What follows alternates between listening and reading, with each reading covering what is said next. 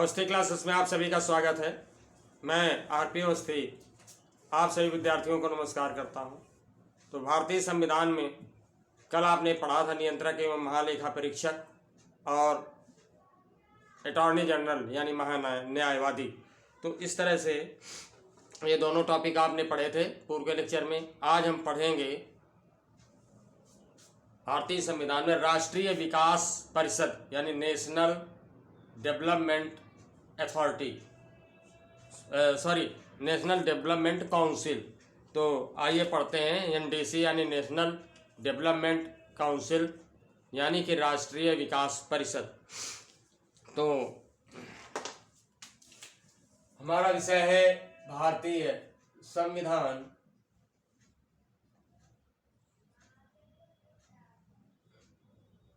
भारतीय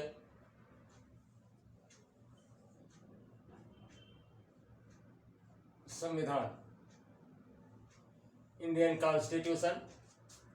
और आज का हमारा टॉपिक है राष्ट्रीय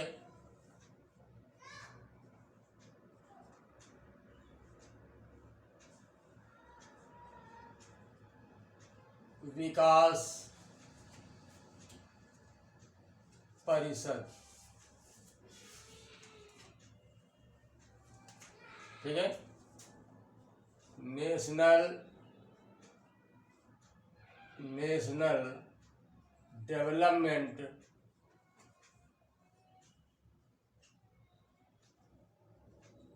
काउंसिल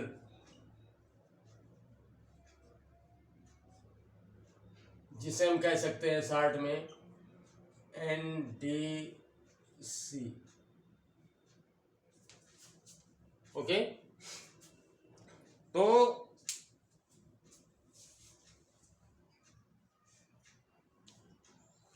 जो भी योजनाएं बनती हैं उनमें राज्यों की भागीदारी होनी चाहिए, राज्यों की भागीदारी होनी चाहिए। इस कॉन्सेप्ट को स्वीकार करते हुए, इस तथ्य को स्वीकार करते हुए, इस विचार को स्वीकार करते हुए 1952 में राष्ट्रीय विकास परिषद का गठन किया गया। समझ में आया? 6 अगस्त 1952 में राष्ट्रीय विकास परिषद का गठन किया गया। चूंकि एक तरफा अगर केंद्र सरकार ही सारी योजनाओं को बनाता है और राज्यों की सहमति नहीं ली जाएगी तो ये एक तरफा क्रियान्वयन होगा और इसमें जो है पक्षपात की संभावना संभव है। चूंकि कई बार ऐसा होता है, आप देखते हैं, मैंने पहले भी बताया है कि राज्य में किसी दूसरी पार्टी की सरकार है और केंद्र में यदि दूसरी पार्टी की सरकार है तो हमेशा स्थिति जो रहती है वो दो विपरीत स्वभाव वाले कोबरा सांपों की जैसी होती है। तो इससे बचने के लिए ये जो है 1952 में कमीशन बनाया गया, आयोग बनाया गया। तो देखते हैं पॉइंट क्या है। मैंने अभी बताया योजना के निर्माण में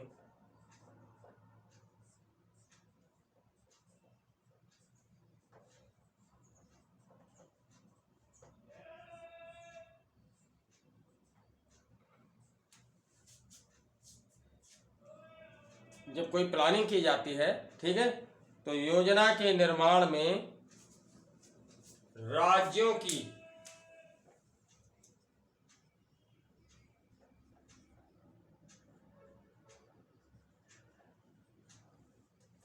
भागीदारी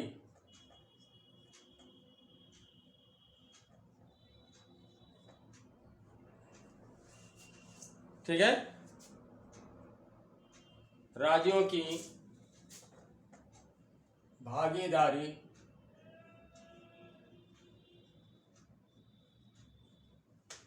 होनी चाहिए।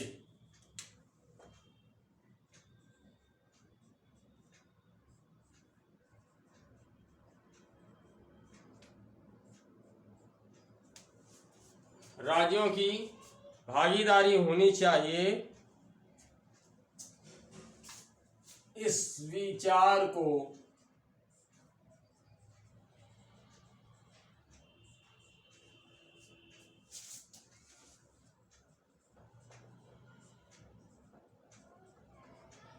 स्वीकार करते हुए, ठीक है, इस विचार को स्वीकार करते हुए 6 अगस्त 1952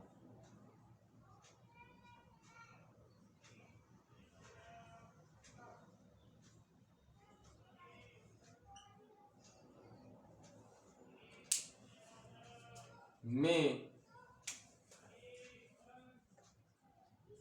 राष्ट्रीय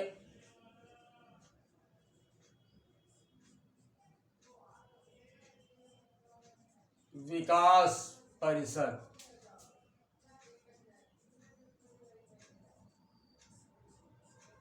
यानी एनडीसी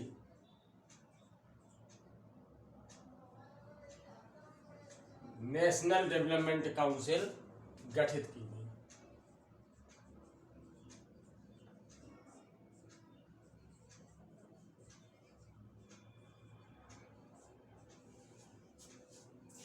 समझ में आ गया होगा। योजना के निर्माण में राज्यों की भागीदारी होनी चाहिए, इस विचार को स्वीकार करते हुए 6 अगस्त 1952 ईस्वी में राष्ट्रीय विकास परिषद गठित की गई।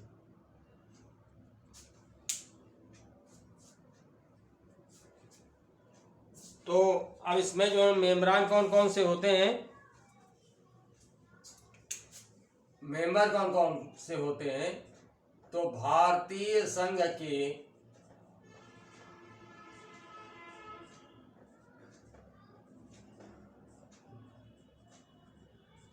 सभी राज्यों, भारतीय संघ के सभी राज्यों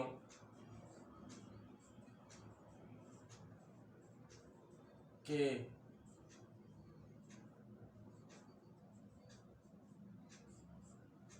मुख्यमंत्री, भारतीय संघ के सभी राज्यों के मुख्यमंत्री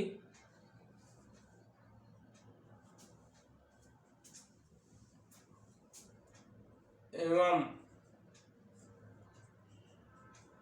नीति आयोग के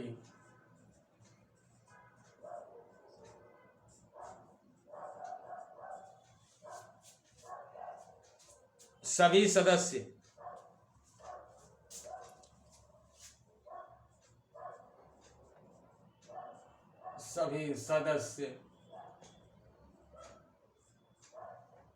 एनडीसी के सदस्य होते हैं।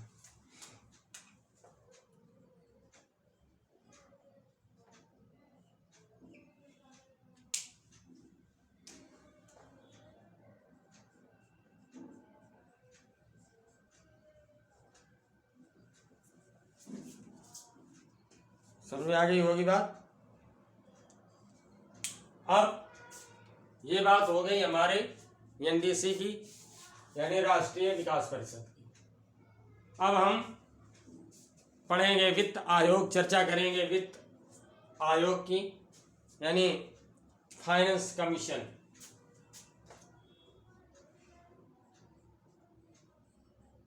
वित्त आयोग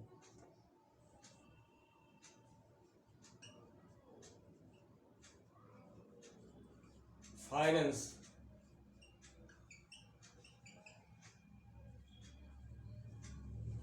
कमीशन, ठीक है। तो संविधान के अनुच्छेद 280 में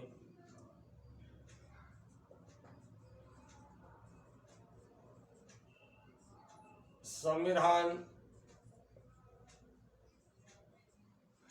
के अनुच्छेद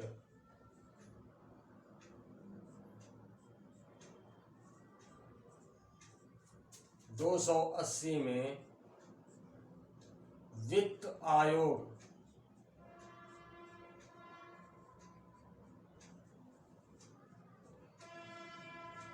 के गठन का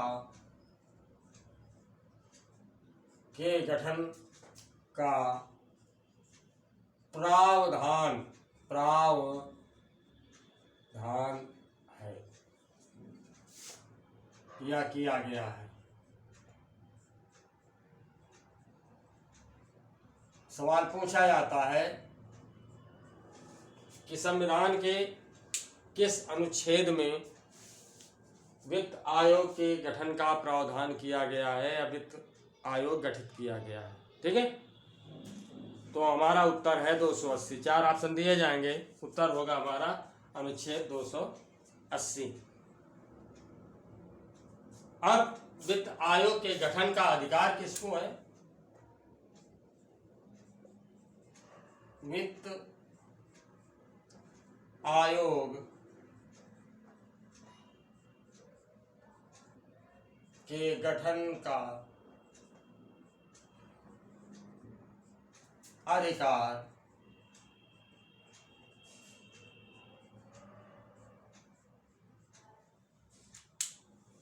राष्ट्रपति को है।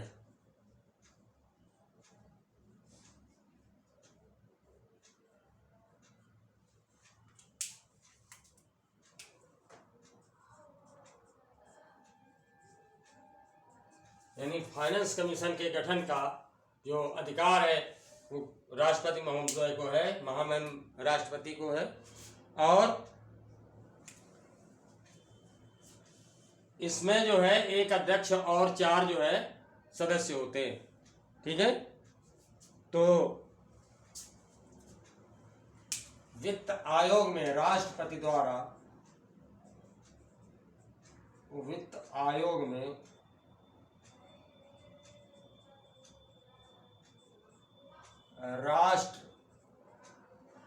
द्वारा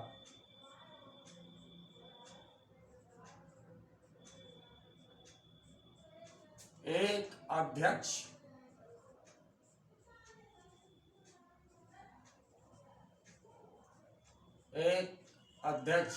और 4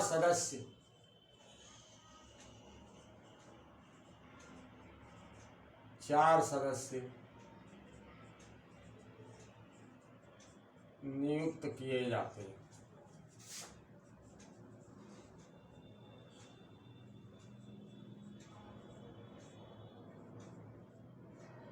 एक अध्यक्ष और 4 सदस्य नियुक्त किए जाते हैं।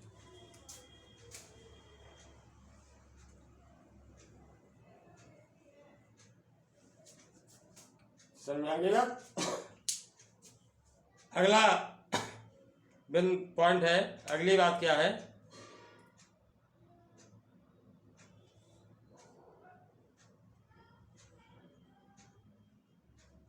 वित्त आयोग का गठन, राज्य में जो वित्त आयोग होता है, ये तो केंद्र की बात हो गई। राज्य वित्त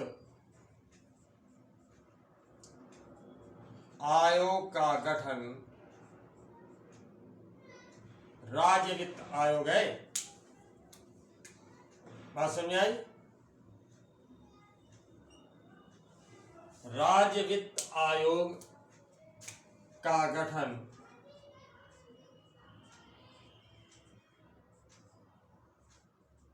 संविधान के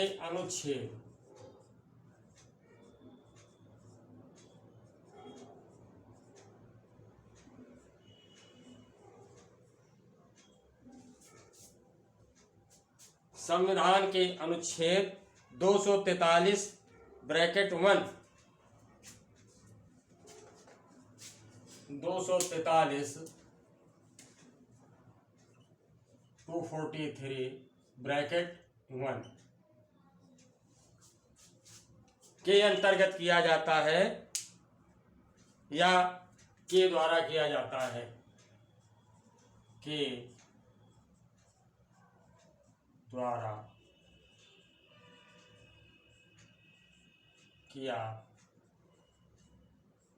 जाता है। ठीक है, अब जो है इसका कार्य क्या है कि केंद्रीय वित्त आयोग यानी फाइनेंस कमीशन का जो काम है वो ये है कि राष्ट्र के हित के लिए वित्तीय व्यवस्था करना, ठीक है।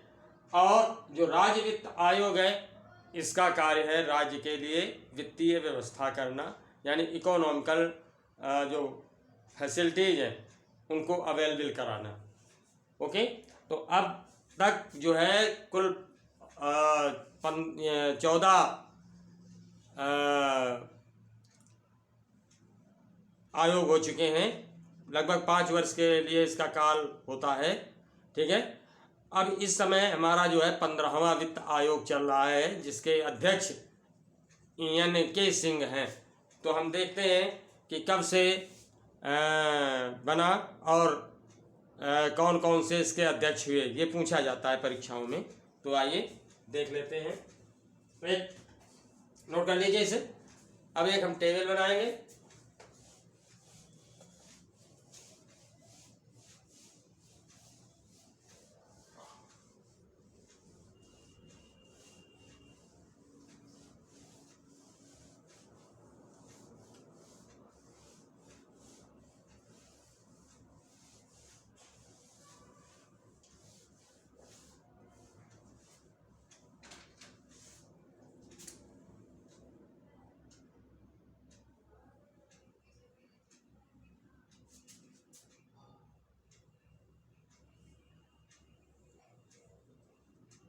टेबल बनाएंगे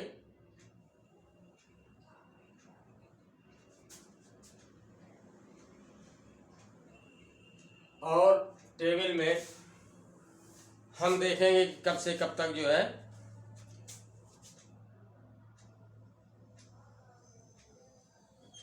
वित्त इसमें जो है वित्त आयोग, इसमें जो है नियुक्ति का वर्ष और तीसरा कॉलम रहेगा हमारा इसके अध्यक्ष कौन कौन से रहे, और लास्ट कॉलम रहेगा हमारा इसकी अवधि। तो पहला कॉलम है हमारा वित्त आयोग, वित्त आयोग।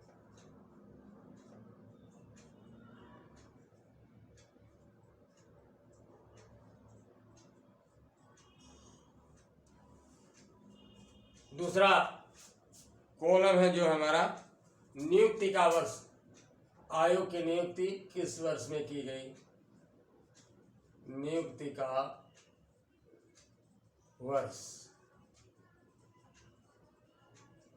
अध्यक्ष, ठीक है, याद रखिएगा हमारा टॉपिक चल रहा है वित्त आयोग, ठीक है, वित्त आयोग हमारा टॉपिक है, वित्त आयोग। इसके बाद का हमारा चौथा कॉलम है अवधि। अब हमारा जो पहला आयोग है प्रथम, ठीक है, प्रथम वित्त आयोग या पहला वित्त आयोग कह सकते हैं। तो नियुक्ति का वर्ष है 1951, 1951।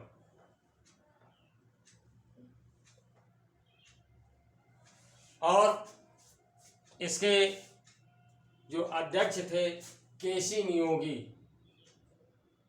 केसी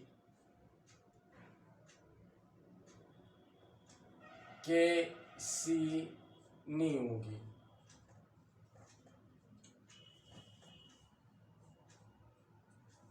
ठीक है, इसकी अवधि रही 1952 से 1957 ईस्वी तक, 1952 से 1957 तक, ठीक है। तत्पश्चात जो है या पहला लिख दें। दूसरा वित्त आयोग, ठीक है, इसकी नियुक्ति का वर्ष रहा 1956 में, और इसके जो अध्यक्ष थे वो थे के संथानम, के संथानम। जरूरी है ये तैयार करना, क्योंकि कई बार पूछ लिया जाता है, कहीं कभी पूछ लिया जाता है, और आप तो जानते ही हैं कि ये एक ऐसा सब्जेक्ट है कि किसी को भी नहीं पता होता है कहाँ से क्वेश्चन आएंगे, हमेशा डीप क्वेश्चन पूछे जाते हैं। तो दूसरे वित्त आयोग के जो अध्यक्ष थे के संथानम, और जो अवधि रही 1967 से 62 तक, 1967 से 1962 तक। ओके, तत्पश्चात आते हैं हम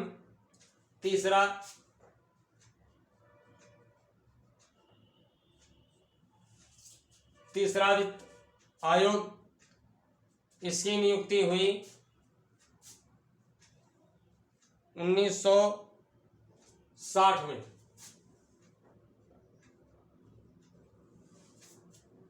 नियुक्ति हुई, और इसके अध्यक्ष रहे ए के चंदा, और तीसरे वित्त आयोग की जो अवधि रही वो 1962 से 66 तक, 1962 से 1966 तक। अब बात करते हैं हम चौथे वित्त आयोग की।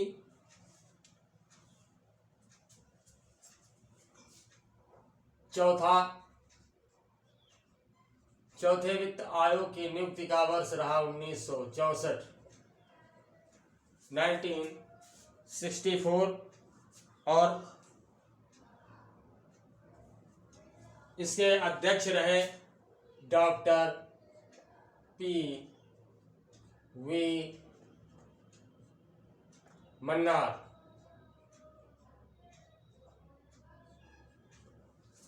Doctor P.V. Rajamannar, sorry P.V. Rajamannar है पूरा नाम, राजमन्नार,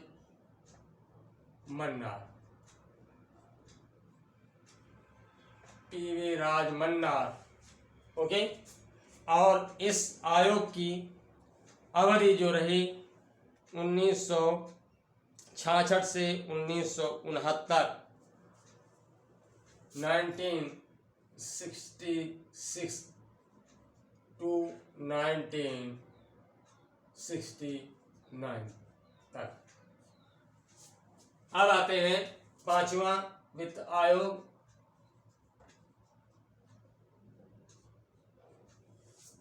ठीक है, पांचवें वित्त आयोग की नियुक्ति का वर्ष है 1968, 1968। ठीक है, और पांचवें वित्त आयोग के जो अध्यक्ष थे महावीर त्यागी, महावीर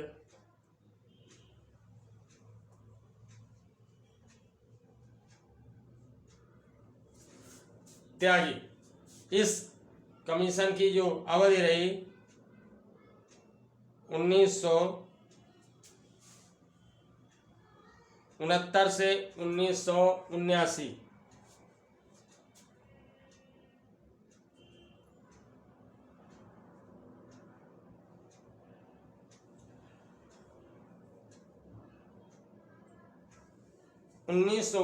से 1974, सॉरी 1969 से 1974 तक। ठीक है, आते हैं अब छठवां वित्त आयोग। इसकी नियुक्ति का वर्ष रहा 1972 1972। और छठवें वित्त आयोग के जो अध्यक्ष थे पी ब्रह्मानंद रेड्डी, पी ब्रह्मानंद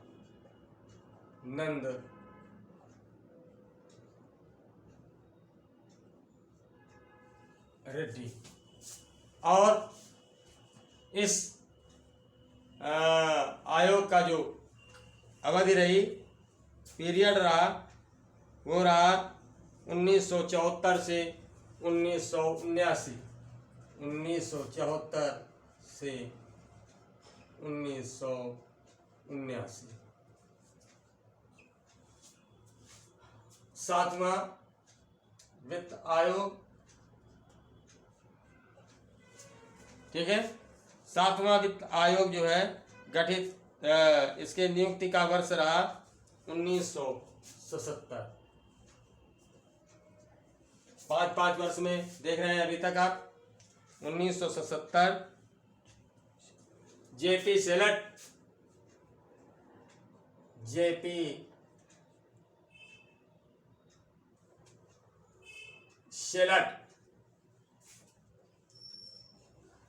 इसके अध्यक्ष रहे सातवें वित्त आयोग के।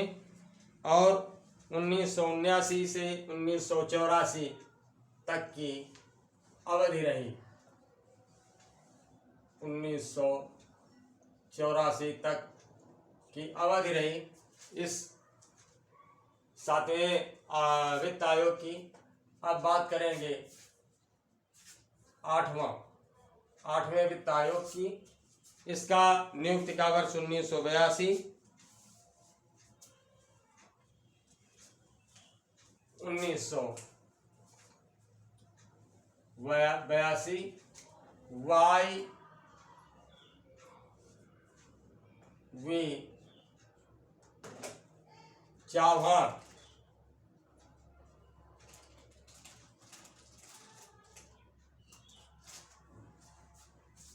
वाई वी चौहान इसके अध्यक्ष रहे। Y V Chauhan,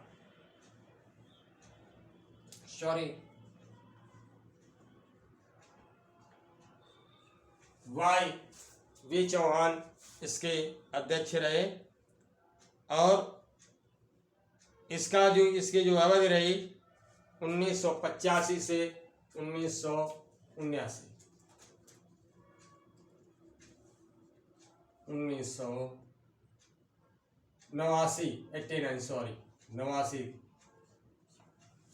1985 to 1989। Okay, 1985 से 1989 तक। अब देखते हैं नौवां वित्त आयोग।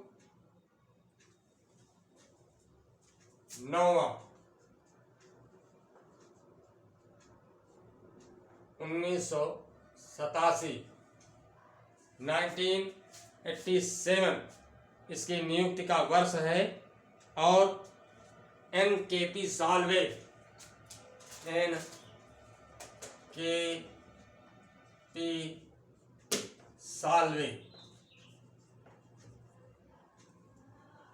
NKP साल्वे इस 9वें वित्त आयोग के अध्यक्ष थे। और इनका जो इस आयोग का मतलब यूं कह सकते हैं, इस आयोग की जो अवधि रही 1989 से 1995। 1989 से 1995। 10वां वित्त आयोग 1992 गठन का वर्ष। ओके, 1992 गठन का वर्ष है। और केसी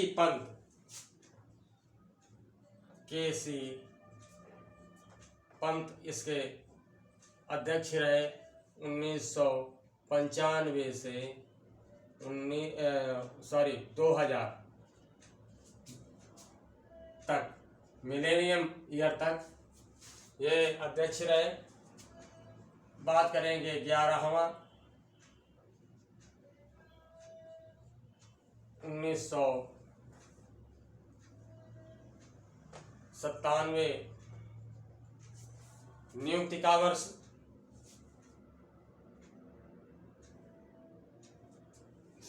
बल्कि यहाँ 98 है, 1998। 11वें वित्त आयोग का गठन 1998 में हुआ। Professor A.M. Khusro, professor A.M.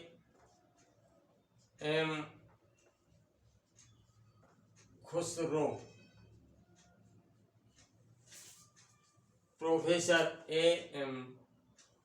Khusro ये इसके अध्यक्ष थे।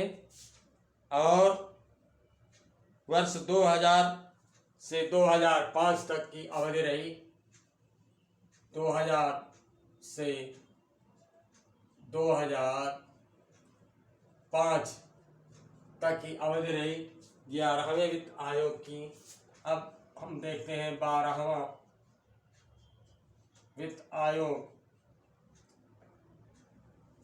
इसके जो गठन का वर्ष है 2003। 2003 अध्यक्ष हैं doctor C Rangarajan. Doctor C Rangarajan, आपको पता है कि ये RBI के गवर्नर भी रहे हैं, डॉक्टर सी रंगराजन। और इसकी जो अवधि है वर्ष 2005 से 2010 तक, 2005 से 2010 तक। 13वां वित्त आयोग, इसके गठन का वर्ष है 2007 2007। अब हम बात करेंगे अध्यक्ष की, तो अध्यक्ष रहे डॉक्टर विजय यल केलकर। डॉक्टर विजय यल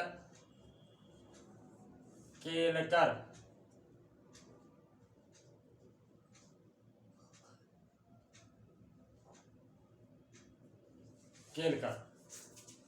अवधि 2010 से 2015। 2010 से 2015 तक। और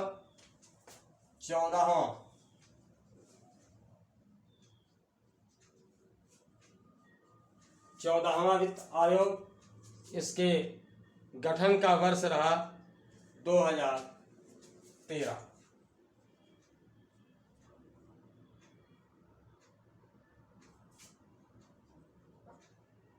इसके 14वें वित्त आयोग के अध्यक्ष थे Y.V. रेड्डी। Y.V.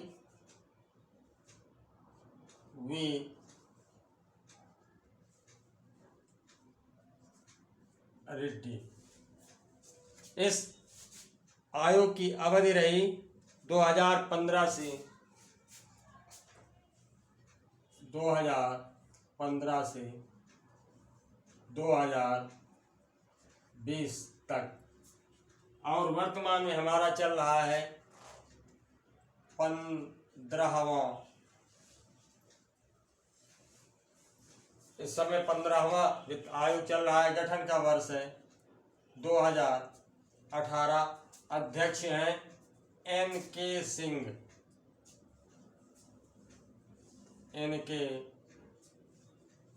सिंह। और इसकी जो निर्धारित अवधि है 2021 से 2026 तक। तो ये हमारा हुआ वित्त वर्ष। उम्मीद करता हूँ अच्छे से समझ में आ गया होगा। If you have any problem please comment to me, I will solve your problem. तो नए अभ्यर्थियों से पुनः अनुरोध कि प्लीज़ मेरे चैनल अवस्थी क्लासेस को सब्सक्राइब करें। नेक्स्ट लेक्चर में मेरी फिर आपसे मुलाकात होगी, तब तक के लिए नमस्कार।